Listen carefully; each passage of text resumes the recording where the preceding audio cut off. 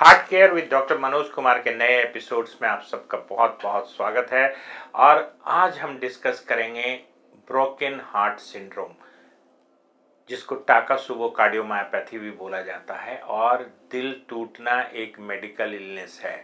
तो ये broken heart syndrome है क्या चीज़ और इसका क्या इंसिडेंस है। करीब करीब 2% लोगों को ब्रोकन हार्ट सिंड्रोम होने का डर होता है, या इंसिडेंस कहिए 2% के आसपास है। खास करके महिलाएं पोस्ट मेनोपॉजल या माहवारी आने के बाद जो होती है, माहवारी ख़त्म होने के बाद जो वीमेंस हैं जो 55 साल से ज़्यादा उम्र के हैं, उन लोगों को टाकासुबो कार्डियोमायोपैथी या स्ट्रेस कार्डियोमायोपैथी होने का चांस ज़्यादा रहता है।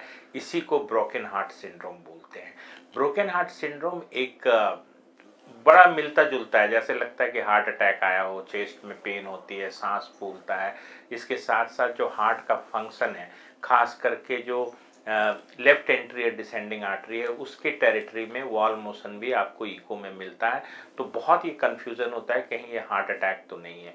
लेकिन इसका जो बेसिक मैकेनिज्म है, किसी भी तरह का इमोशनल या फिजिकल स्ट्रेस हो, उसके बाद इस तरह के लक्षण देखने को मिलते हैं।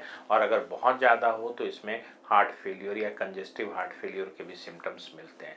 इसमें ये होता है कि आप जैसे कोई बहुत बड़ा इमोशनल स्ट्रेस आया आपके ऊपर, इमोशनल ट्रिगर आया, किसी के घर में क्लोज की डेथ हो गई, वैसे सिचुएशंस में क्या होता है कि आपके बॉडी में एड्रेनलिन जो है, जो कहते हैं कि हार्मोन है एड्रेनलिन, वो बहुत बढ़ जाता है। उसकी वजह से क्या होता है कि हार्ट की जो छोटी वेसल्स हैं उनकी सप्लाई रुक जाती है, हार्ट मसल्स में ब्लड की सप्लाई रुकती है। कुछ लोगों का ये भी मानना है कि ये भी मैकेनिज्म है कि एड्रेनलिन ओवरलोड की वजह से क्या होता है कि जो सिग्नल ट्रैफिकिंग है हार्ट मसल्स की, वो खराब हो जाती है। इसकी वजह से वो हार्ट का वो हिस्सा कमज़ोर पड़ जाता है। तो सबसे पहली बात दर्शकों को ये बताऊं कि ब्रोकन हार्ट सिंड्रोम और हार्ट अटैक दो चीज़ें हैं।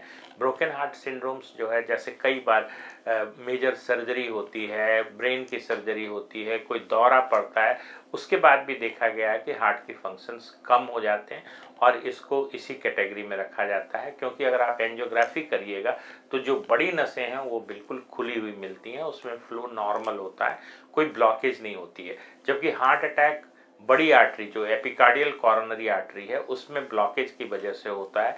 एक चर्बी जमती है, वो चर्बी फटती है, फिर ब्लड के साथ मिलके क्लॉट बनाती है।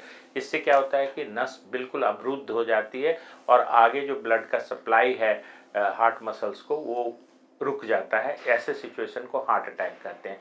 बट ब्रोकन हार्ट सिंड्रोम, या जिसको हम लोग टाकासुबो कार्डियोमायोपैथी भी बोलते हैं, उसमें जो नसें हैं वो खुली रहती हैं, और ये जो भी इफेक्ट है ये एड्रेनलिन का इफेक्ट है हार्ट पे।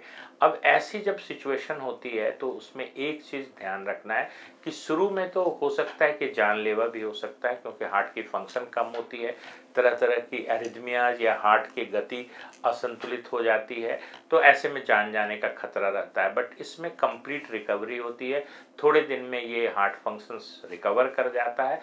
कुछ लोगों में रेकरेंस जो है वो 5% तक होता है। मतलब अगर आपको एक बार टाकासुबो कार्डियोमायोपैथी या ब्रोकन हार्ट सिंड्रोम हुआ है तो दोबारा होने की संभावना 5% रहती है। बट अधिकांशतः ये रिपीट नहीं होता है, बट 5% पेशेंट्स में ये रिपीट होता है। तो आज हमें ये जानना जरूरी है कि ये जो नया डिजीज एक तरह से कहिए, इसको फर्स्ट टाइम 1991 में इसको डिस्क्राइब किया गया था, जो कि बड़ा मिलता जुलता है हार्ट अटैक से, बट ये हार्ट अटैक नहीं है, ये ब्रोकन हार्ट सिंड्रोम है। Broken heart syndrome completely recover कर जाता है थोड़े दिन में, तब तक इसको सपोर्ट की ज़रूरत होती है।